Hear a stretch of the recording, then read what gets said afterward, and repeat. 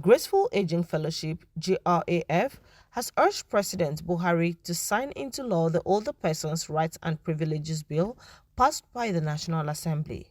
Senator Eze Ajoku, international coordinator of the association, made the call during GRAF's 13th anniversary in Abuja. Ajoku, who commended the president for signing the Senior Citizen Center Act in 2017, appealed to him to give assent to the bill.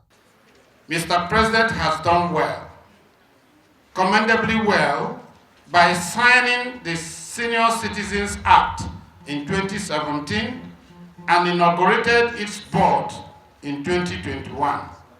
And the Federal Executive Council, under his leadership, also approved the National Policy on Aging. We hereby appeal to the President to cap all of these by signing the Older Persons Bill, which will provide the needed social, economic, and psychological protection of the rights of older persons in Nigeria. The international coordinator appealed to younger civil servants and politicians to offer advice and guidance to support the signing of the Older Persons Bill, considering the inevitability of old age. We also appeal to younger civil servants, politicians, who should offer advice and guidance to support the signing of the bill, bearing in mind that they will sooner or later, retire and become older persons. Professor Tunde Adeniran, a former ambassador of Nigeria to Germany, stressed the imperative of good lifestyle and eating right.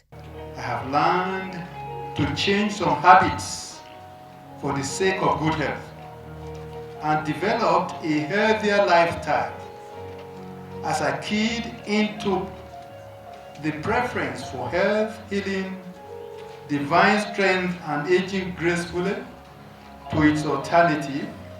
I began to appreciate the essence of prospering in health, even as one prospers in the soul. Sickness, that terrible limiter of prospects, potentials, and possibilities, is better kept at bay by the way we eat, the way we live and conduct ourselves generally, rather than seeking healers or healing devices. I gave that testimony midway between the founding of GRAF and today.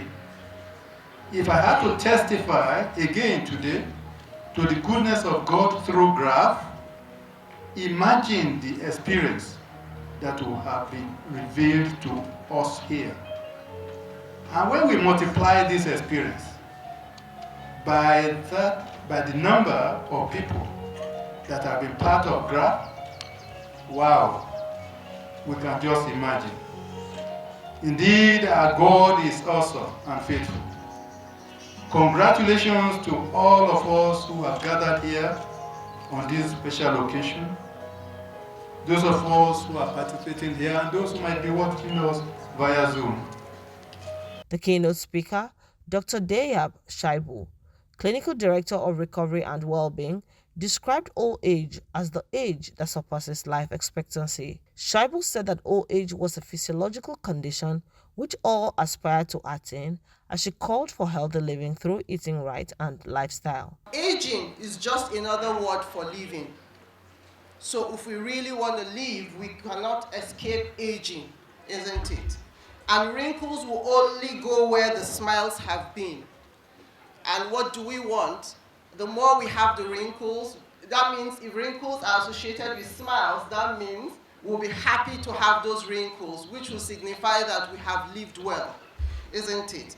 And it says that we should count our age by our friends and not count our life by tears. You know, we should count our age by our friends, not the years, and count them by smiles, not the tears. So we should focus on the positives. What is old age? It refers to ages that are nearing or surpassing the life expectancy of humans. Interestingly, life expectancy has changed.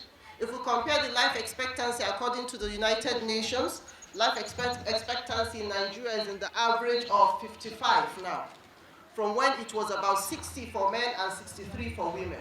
If we compare it to countries like Sri Lanka, that sometimes we look at and we see them as people who are seemingly backwards, their life expectancy is as high as 77. So we say old age happens when we get near life expectancy or even surpass it. Reverend Mosi Maduba, a member of GRAF, expressed satisfaction with the activities of the organization. Very impressed with the partnership of the NTA, particularly with the GRAF. Yes, I identify with their ideals, I identify with their impact in Abuja, their impact in my own life and my family in Port Harcourt, and their impact in many countries I've traveled with them. Following GRA